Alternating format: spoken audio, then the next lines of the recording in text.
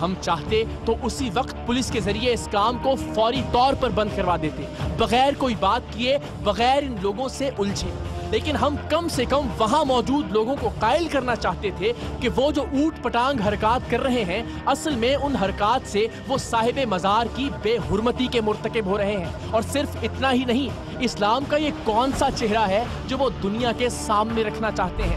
ایک گورا بیٹھ کے دیکھ رہا ہو باہر، ایک دوسرے مذہب کا آدمی دیکھ رہا ہو، یہ منظر، یہ اسلام ہے جی، یہ کیا سوچے گا وہ؟ آپ کے خیال میں وہ کیا سوچے گا؟ میں شفا مل سکتی ہے؟ نہیں، بالکل اس گندگی میں میرا تو ذہن نہیں تسلیم کرتا ہے اس چیز کو، یہ بالکل آپ کو بھی شفا نہ مل جائے اندر گر کے۔ گندے جوہر میں غسل کر کے شفا حاصل کرنے کے دعوے داروں کا کہنا تھا کہ یہ جوہر کبھی ختم نہیں ہو سکتا کیونکہ یہ ایک کرامت ہے۔ سو ہم نے کہا کہ اگر ہم اسے ختم کروا دیں تو کیا پھر وہ اس روایت کے غلط ہونے کو تسلیم کریں گے؟ اگر تو بڑی طاقت ہے اس مٹی میں، ہاں جی، بڑی شفا ہے کہ دنیا بھر سے لوگ آتے ہیں اور ہر طرح کا علاج ہو جاتا ہے، تو یہ مٹی ہمیں یہ ٹویا بند کروانے سے رکوائے۔ یہ ہم نے ٹھیک ہے، یہ کیا بات ٹھیک ہو گیا جی، اس پہ کر لیں بات، اس پہ کر لیں ٹھیک ہو گیا۔ مٹی بند ہو گئی نا چوری، ایتھے سڑک دے تے کان پھاڑ کے تیرے کو جتیاں کھاواں گا۔ کیا یہ جوہر مٹی سے بھرا جا سکا یا نہیں، یہ تو آپ ابھی کچھ ہی دیر میں جان جائیں گے، لیکن ہم نے اس مزار پر فاتحہ خوانی بھی کی اور دعا بھی، اس لیے کہ مزارات ہمارے لیے قابل صد احترام ہے۔ بر صغیر میں اسلام بزرگان دین کی خدمات اور تعلیمات ہی کی وجہ سے پھیلا۔ درگاہیں، خانقاہیں اور اولیاء کرام کے دربار دین حق کے اصل پیغام یعنی امن، محبت اور یگانگت کا محور رہی ہیں۔ اسی لیے ہم نے علامتی طور پر مزار کے احاطے میں جھاڑو بھی دی، یہ دکھانے اور بتانے کے لیے کہ اس طریقے سے مزارات یا بندگان خدا کی قبروں کو تعظیم دی جا سکتی ہے، بدبو، تعفن اور گندگی کا پرچار کر کے نہیں۔ آپ میرے بزرگوں کی جگہ پہ ہیں، آپ کی عمر ماشاءاللہ، آپ کا ماشاءاللہ اولیاء، خوبصورت صاف ستھرے انسان ہیں، اچھا لگتا ہے۔ آپ میری عرض، میں وہی عرض کر رہا ہوں، آپ نے تو ہمارا رول ماڈل آپ ہیں۔ میں سوچوں یار میں تھوڑا آگے جا کے میں نے ان جیسا بننا ہے۔ اسلام کی یہ شکل ہے، تحمل سے بات کرنے والا، برداشت، جیسے کسی نے گالی کر دیتی تو اس کے بعد تو وہ دور ہو گیا ہمیشہ سے دین کے لیے، وہ تو نہیں بات سنے گا نا۔ بزرگان دین نے کبھی اس طرح کیا؟ پیار سے، محبت سے، عمل سے، اپنے کردار سے ثابت کیا کہ یہ ہے اسلام، ایسے مسلمان بننا ہے ہمیں۔ سوچو کہ ایک خوبصورت ماشاءاللہ دربار ہے، اللہ اور اس کے رسول کا نام لینے والی شخصیت تھی، ان کے ساتھ یہاں پھول پودے ہونے چاہیے تھے، یہاں صاف ستھرا، صفائی ستھرا، ایک خوشبوئیں آئیں جو بندہ یہاں پہ آئے، شفا اللہ دینے والا پروردگار۔ یہ آپ کی ذمہ داری تھی بزرگوں کہ آپ اسے صاف ستھرا رکھتے، بجائے سے کہ لوگوں کو بھی اس کام پہ لگا دیتے کہ یار چلو آ جاؤ اس کام پہ۔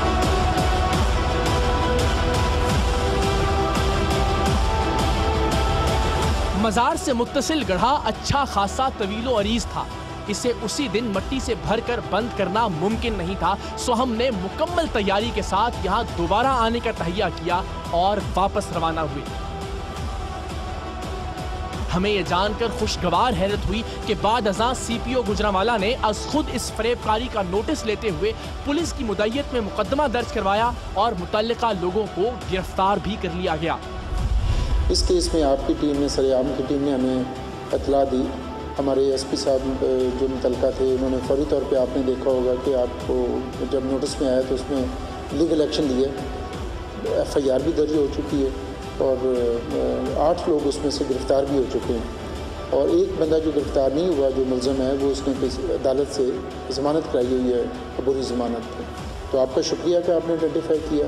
ہمارے تک قابل دست اندازی کسی جرم کی بھی اطلاع ملے گی تو ہم فوری ایکشن لیں گے انشاءاللہ آئندہ بھی۔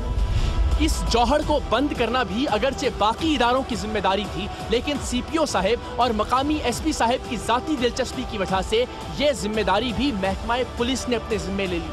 ہم ٹھیک 2 ہفتے بعد ایک بار پھر گوجرانوالا پہنچے، تمام انتظامات مکمل تھے۔ اس گڑھے کو بھرنے کے لیے مٹی کی کئی ٹرالیوں کی ضرورت تھی جن کا انتظام کر لیا گیا تھا۔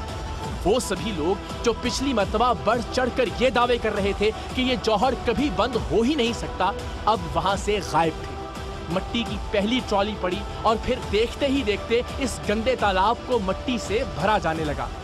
ہم نے بھی اس جوہر میں مٹی ڈال کر اس کار خیر میں اپنا حصہ ڈالا۔ آپ کے اس کام کو ہم اپریشیٹ کرتے ہیں، بہت زبردست ہے، اللہ آپ کو کامیاب فرمائے۔ آپ کا شکریہ، آپ کی مورل سپورٹ بڑی ضروری ہے۔ تھینک یو، بہت خوشی، بہت شکریہ، تھینک یو، بڑی مہربانی، شکریہ۔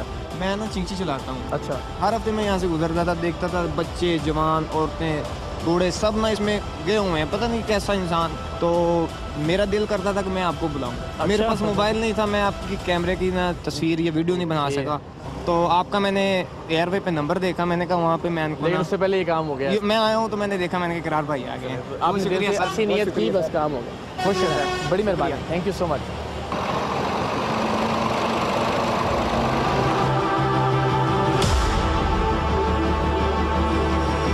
محکمہ اوقاف کے مینیجر بھی وہاں موجود تھے. ہم پر یہ انکشاف انہوں نے کیا کہ یہ مزار اوقاف نے 6 لاکھ روپے سے کچھ زائد پر ٹھیکے پر دے رکھا ہے. ایف بی آر کے ٹیکس اور باقی اخراجات ملا کر ٹھیکے کی کل مالیت 8 لاکھ روپے بنتی ہے.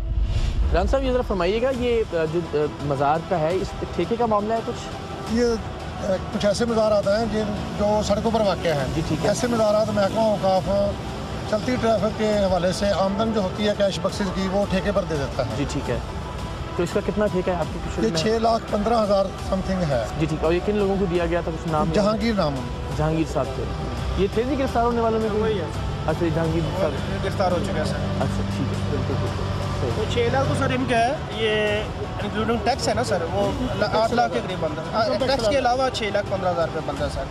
صحیح. اور اس کے ٹیکس ڈالنے کا انکم ٹیکس جو وہ چونکہ ایف بی آر کا ہے, صحیح ہے, وہ فیڈرل بورڈ آف ریونیو کو آمدن چل جاتی ہے. جو ہمارے پاس ہے وہ 6,15,000 سم تھنگ ہے. بالکل. اب یہ فیصلہ ہم پاکستان کے عوام پر چھوڑتے ہیں کہ کیا محکمہ اوقاف کو بزرگان دین اور اولیاء کرام کے مزارات کو کاروبار کے لیے ٹھیکے پر دینے کی اجازت ہونی چاہیے. پاکستان میں جہاں جہاں اس مافیا نے مزارات کو ٹھیکے پر لے رکھا ہے, اسے ہماری یہ بات ناگوار گزرے گی. ہم اس کے نتیجے میں کسی بھی الزام, کسی بھی دھمکی اور کسی بھی رد عمل کا سامنا کرنے کے لیے تیار ہیں, اس لیے کہ ہمیں یقین ہے ہم نے جو کہا, جو دکھایا اور جو کیا وہ مزارات کے تقدس اور حرمت کے لیے کیا, اسلام کا صحیح چہرہ دنیا کے سامنے رکھنے کے لیے کیا. اس مزار کے ٹھیکیداروں کے ہاتھوں گمراہ ہونے والوں کا دعویٰ تھا کہ اگر ہم نے اس گڑھے کو بند کروا دیا تو وہ سرعام سڑک پر کان پکڑ کر جوتیاں کھانے کے لیے تیار ہیں. ہم نے الحمدللہ یہ کام کر لیا ہے, لیکن ہم اس نبی رحمت کے ماننے والے ہیں جنہوں نے عظیم الشان فتح مکہ کے بعد اپنے خون کے پیاسوں کو بھی معاف کر دیا تھا, جنہوں نے خود پر کوڑا پھینکنے والی کی خبر گیری کی تھی, جنہوں نے پتھر برسانے والوں کو دعا دی تھی. ہمیں یہ صاحب دوبارہ ملیں تو ہم انہیں گلے سے لگا کر ان سے معافی مانگیں کہ ہم نے ان کے جذبات کو ٹھیس پہنچائی, لیکن ساتھ ہی ساتھ انہیں یہ بھی بتائیں کہ ضروری نہیں کہ آپ جو سمجھتے ہو ہمیشہ وہی ٹھیک ہو, اور یہ بھی ضروری نہیں کہ آپ کے سامنے کھڑا شخص جو کہہ رہا ہے وہ ہر بار غلط ہو.